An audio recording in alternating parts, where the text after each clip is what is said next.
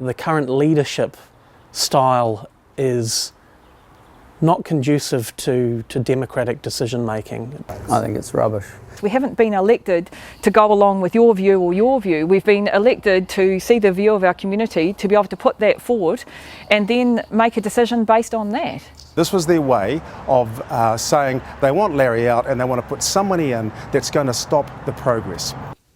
Things have reached boiling point at Tauranga City Council, with 6 of the 11 councillors signing a letter calling for a new deputy mayor. They say it's the result of being locked out of decision-making processes around the council table. If you disagree with the mayor, as politely as you can, the response is anger. If we can engage, if we can sit down in a room together and all talk, okay, then that's where the power is, okay? That's a power of team. It's all being there, all being respectful of each other, because that's then what the community sees, and that's what the community deserves. I think it's time now for everybody to calm down and for us to meet and to talk about a way forward, an acceptable way forward for everyone. According to Councillor Morris, the cracks began appearing before the COVID-19 lockdown, when Council was planning a rates increase. A couple of my colleagues expressed a different opinion on the Mayor's proposed 12.7% rates increase right as we were going into COVID. And the Mayor exploded in a closed-door meeting. It was a foul-mouthed tirade in front of staff, in front of councillors, and it was very unprofessional. There have been 3 councillors who have done their level best to disrupt my mayoralty from the outset. But the Mayor says it started well before then, on the first day of the new council.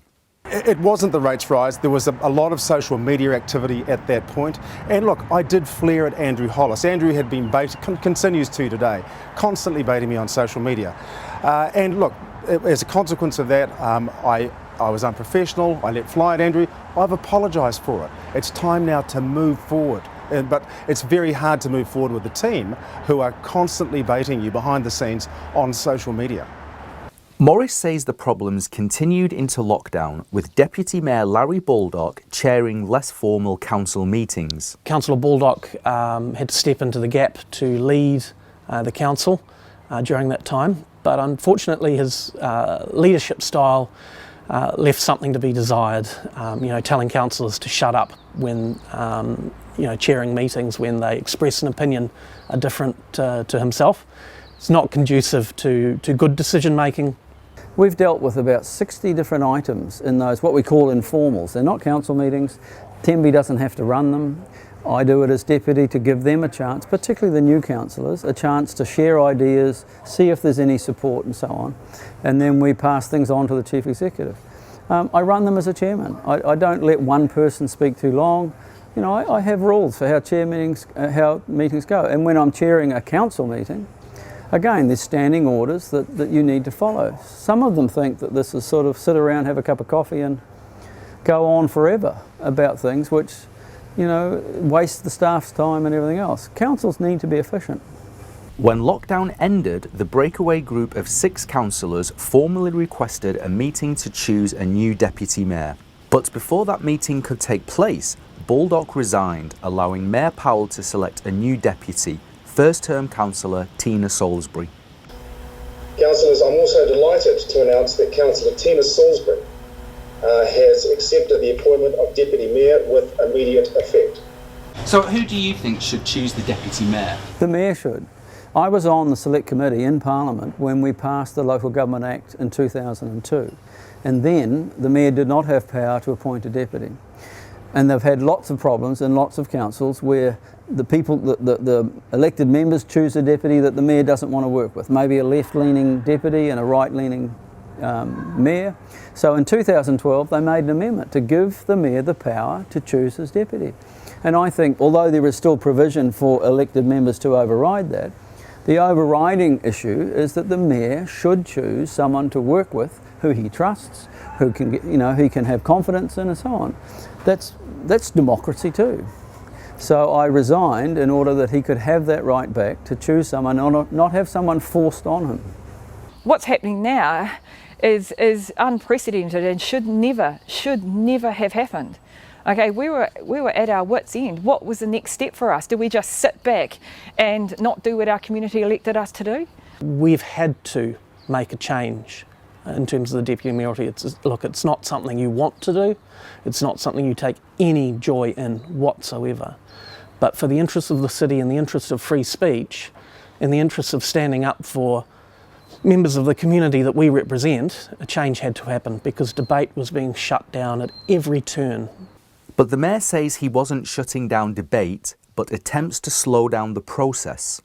Another report, another matrix, more information as a filibustering move to just continually go around in ever-decreasing circles. It's really important that we have someone, a leadership team that can move forward, understand the issues both strategically and in detail, as I believe Tina can, and move forward as a team and try and take the majority of the team with us. So I don't believe any of those six have the skill sets that Tina's got, and I include Kelvin in this. Kelvin has shown a very different side. I think, he's been deputy mayor twice. I think it's time to move on from that, and I think it's time, given Tina's obvious abilities, where she has really thrown herself into this heart and soul, she really understands the issues, give her an opportunity to step up into a much broader leadership role.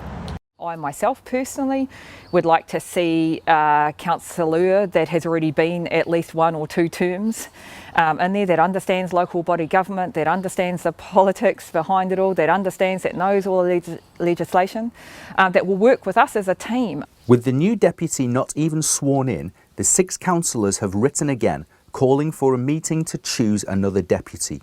We're all so different, we're so diverse, and that's really good. We're all professionals in our own right, we're all intelligent in our own right. We need to be able to gel together and mix together and have our freedom of speech, I suppose, to be able to speak our mind without it being a personal attack on ourselves. Okay, for us to be able to speak what we believe our community wants and to be able to relay that's what we're wanting to do. Okay, without being shut down, without being told to shut up, without being cut off. I was voted in on a mandate to lead change, to lead progress, and to many of the existing councillors who have had a real inability to decide and move forward, and I cite just Powell, 3 years nearly to fix the base track, and the Elms decision and giving it back to iwi. They ran around in circles on this issue for over 3 years. We did it in the first 10 weeks. So I think what they're discovering is that we are moving forward at pace, but we're making good decisions that the city wants, and we're partnering with people, government and our regional partners, NZTA, to take the city forward, and we have got to do that.